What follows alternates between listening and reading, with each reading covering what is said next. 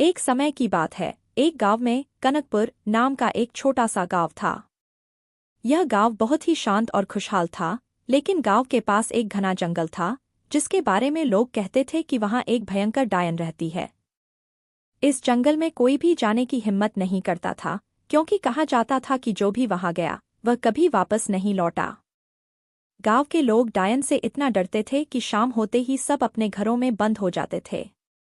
गांव के बुजुर्गों का कहना था कि कई साल पहले इस गांव में एक औरत रहती थी, जिसका नाम काली था। काली एक साधारण स्त्री थी, लेकिन उसके साथ गांव वालों ने अन्याय किया था।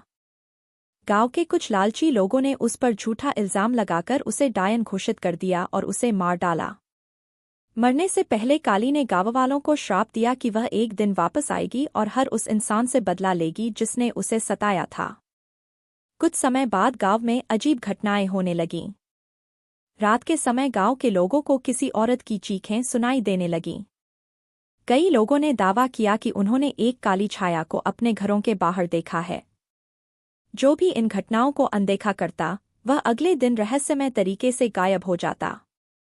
धीरे धीरे गांव के लोग समझ गए कि यह वही काली की आत्मा है, जो अब डायन बन चुकी है और अपने श्राप को पूरा कर रही है। लोग डर के मारे अब जंगल की तरफ देखना भी छोड़ चुके थे।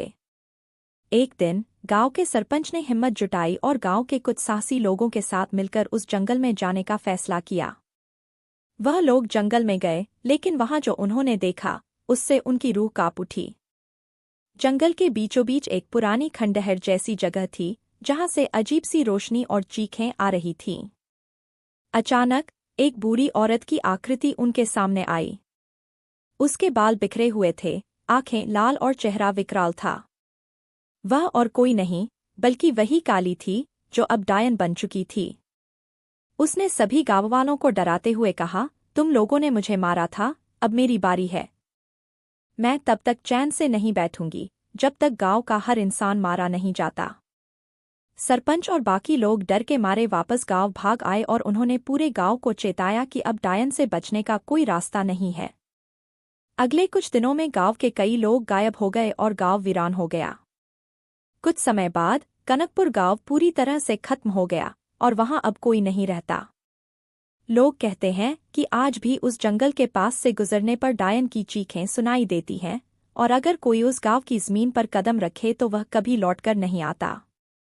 इस तरह कनकपुर गांव की कहानी रहस्य बनकर रह गई और उसकी डायन की दहशत आज भी लोगों के दिलों में है। अब और आगे की कहानी सुनने के लिए इस कहानी को लाइक और सब्सक्राइब कीजिए और कमेंट में लिखें सेकंड पार्ट, तो मैं जल्द ही लेकर आऊंगा इसका सेकंड पार्ट।